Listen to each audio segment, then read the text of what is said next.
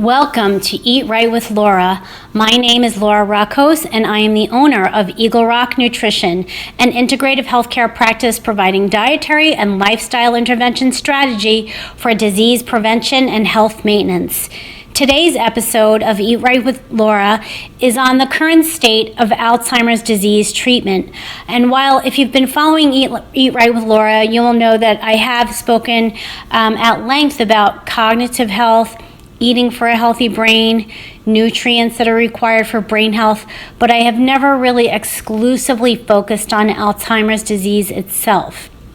And the reason why I was inspired to do this today is because I've been attending a lot of lectures and presentations from some pretty well-heeled people who are all who seem to be promoting this message that a cure for Alzheimer's disease is right around the corner. And if you know me or anything about me, you know that I've already spent decades in the pharmaceutical and biotech industries developing drugs for the treatment of Alzheimer's disease. And I can tell you that we're pretty far from a treatment for this disease, the kind of treatment that reverses the disease. So a hallmark feature of Alzheimer's disease is that the neurons in the brain that are responsible for memory deteriorate, and there really are no drugs that can reverse this deterioration. We have many theories, we've acted on these theories, we've developed many drugs to support the claims in these theories, but the newer drugs that have been developed really have not been shown to reverse the neurodegeneration. So if you have a family member who suffers from Alzheimer's disease, or maybe you yourself are in the early stages of Alzheimer's disease, you may recognize some of the medicines that are being prescribed. For mild to moderate cases of Alzheimer's disease, doctors may prescribe something called Aricept or Exelon. Let me tell you what these drugs do. So if the problem with Alzheimer's disease is loss of memory, there is a neurotransmitter that is responsible for memory, and that's acetylcholine. So what Aricept and Exelon do is that they're cholinesterase inhibitors. So cholinesterase is an enzyme that causes the breakdown of acetylcholine.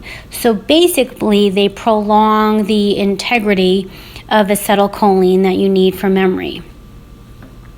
In the later stages of the disease, doctors might prescribe Namenda, which is something called an antagonist, an N-methyl-D aspartase, NMDA antagonist that blocks the toxic effects of another neurotransmitter called glutamate. All right, but none of these drugs reverse the neurodegeneration that is a hallmark feature of Alzheimer's disease. In the later stages of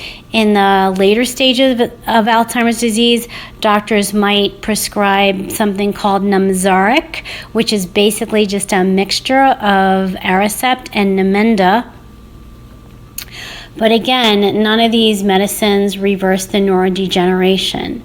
So now that I've seen firsthand, how the current drugs work and how the drugs in development are appealing but not working, I kind of been doing a little of my own investigation, like looking at the things that are truly effective in reducing the memory loss, the cognitive decline in Alzheimer's disease. I also do want to say, if you do have a family member who suffers from Alzheimer's disease, they are also probably being prescribed antidepressants or medicines that can help address the aggressive behavior, the restlessness, the sleeplessness, and the anxiety. But again, these medicines are not really helping with the disease itself.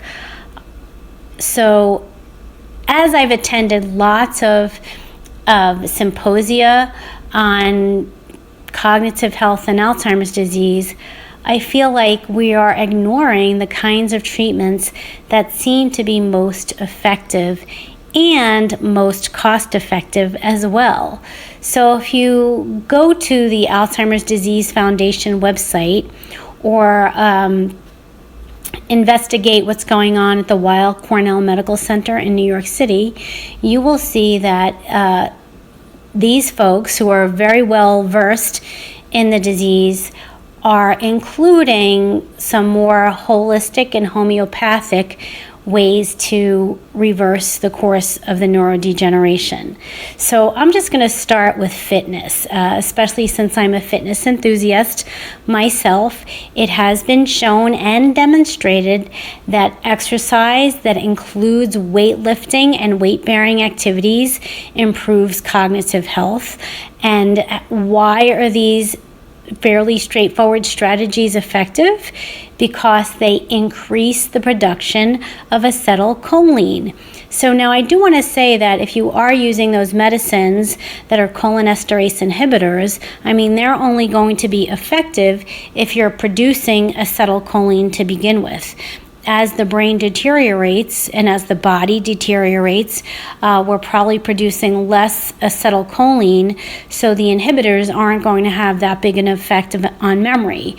But things like exercise, particularly weight-bearing exercise, which leads to increased production of acetylcholine, is going to work in the same manner as the prescription drugs, only better, because now you're increasing production of that neurotransmitter that you need for memory.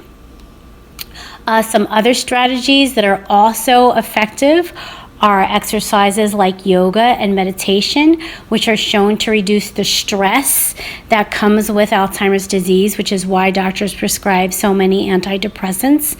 And so it's been shown that yoga and meditation reduces production of the stress hormone called cortisol. When you produce less cortisol, that improves overall well-being.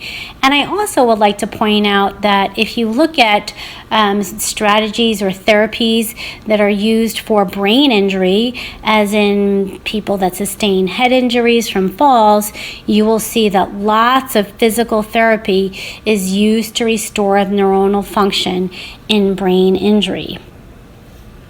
And I'm just going to harken back to a few of my other podcasts and maybe some of my blogs that I've written about on nutrients for brain health.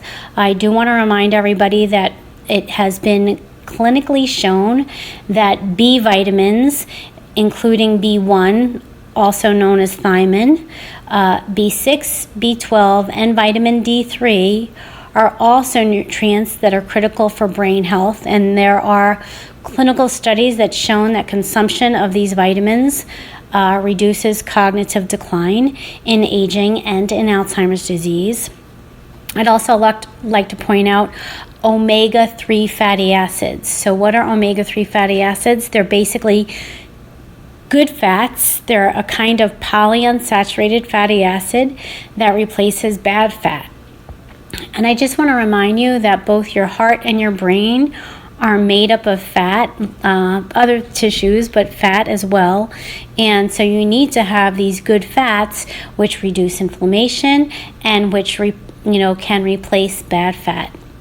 There's another interesting compound that I find in many homeopathic mixtures that increases brain health, and it's called huperzine, Huperzine. It's a moss extract that has properties that are similar to those of the cholinesterase inhibitors that I just described. Some other nutrients that are under investigation, which there's no harm in trying, include coconut oil.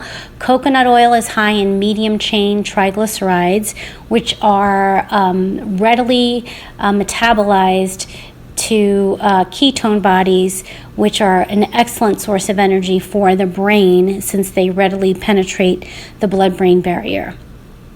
Also, phosphatidylserine, an important component of cell membranes. And then there's a medical food, which, disclaimer here, I do not have any experience prescribing, but it's a medical food called tramaprosate, which I have not prescribed. And let me just explain to you what a medical food is. A medical food is to me, it's just sort of an elixir or a protein powder of some sort that contains safe ingredients that have already proven to be safe by the FDA, but must be prescribed under the care of a healthcare practitioner. So that's something. So what is tramaprosate? It's something that's rich in taurine, which is an amino acid-like compound that plays an important role in creating new brain cells and is often used to boost cardiac function. And I do have experience prescribing taurine for some of my patients that have cardiac issues. So a more practical solution. So I know people that come to my lectures enjoy my discussion about nutrients, the B vitamins, B3, omega-3 fatty acids and all, but more often than not, they come to my lectures because they want to learn how to eat. How do you learn how to eat to reduce cognitive decline in Alzheimer's disease? And so I kind of really like this strategy called the MIND diet, which is basically a combination of a Mediterranean diet, which is the main diet that I prescribe to almost all of my patients, and a DASH diet. The reason why the Mediterranean diet is so effective for just about everyone is because it's rich in healthy fats, from things like fish, olives, olive oil, nuts, seeds, avocados. These are all rich in omega-3 fatty acids and some other fats. And it includes elements of the DASH diet, DASH, D-A-S-H, which is an acronym that stands for Dietary Approaches to Stop Hypertension. And this is a diet that reduces sodium levels, which obviously is tied to hypertension, and increased consumption of fiber from fruits and vegetables and whole grains. So the MIND diet is a combination of these two dietary strategies that has also been clinically proven to increase brain health and to reduce cognitive decline in Alzheimer's disease. I'd also like to point out that another reason why these foods are so beneficial is because they increase production of the good bacteria in your digestive tract. And when you have more good bacteria, another word for the good bacteria is commensal bacteria. When you have more bacteria in your body that do good things for you, that will lead to get greater production of acetylcholine that you need for your memory. Also, improved gut health. If you've listened to my gut health lectures, you will know that improved gut health leads to increased levels of serotonin, which is your feel-good hormone, and dopamine, which is a neurotransmitter that you need for motor coordination. And these are things that are seriously declined in patients that suffer from Alzheimer's disease. So certainly following the MIND diet is going to be very beneficial. But there is one feature of the MIND diet that I don't subscribe to, and that is drinking 1 to 2 glasses of red wine a day. While that might be beneficial for some people, I just want to remind you that alcohol is a solvent that inhibits nutrient absorption and may also interfere with digestion. It's also a stimulant. Most people think that it's the opposite, but it's actually a stimulant which is going to interfere with a good night's sleep, which is a problem, and certainly a big problem in Alzheimer's disease. So I might not include that feature of the MIND diet, but definitely I encourage you to go online, look up the MIND diet, and there is no harm in following that. So if you or someone in your family are suffering from Alzheimer's disease, I think it behooves you to start thinking about working with a fitness trainer or a physical therapist that can get you moving, that can increase your physical stamina, some weight-bearing exercises. Also, aerobic exercise is also very good for brain health. So work with a trainer of some sort, or just join the YMCAs. They're all over America, and they have some wonderful programs. They have the Silver Sneakers program, which is free to many seniors. It's a kind of a program that is just going to improve your cognitive health and well-being. So given the pace at which the entire world is aging, right, we have so many more elderly people in the world than we did, say, 50 years ago. At the projected acceleration, we really need to start thinking outside the box. I think it's wonderful that there are so many people committed to finding a cure, but maybe the most effective strategies are the ones that you have right at your fingertips. Dietary and lifestyle intervention. So with that, I'm going to end today's podcast. If you'd like to have a more detailed conversation with me personally, then feel free to go onto the website, eaglerock.com. That's EGGLROCK.com. Go onto the website and share your name and email address with me, and we'll get back to you. You could also friend me on Facebook at Eagle Rock Nutrition. You can follow me on Twitter, and I also have an Instagram account, and I'm always posting some really interesting factoids on health, wellness, and nutrition. So that's it for today's episode of Eat Right with Laura. I hope you enjoyed it. Thank you.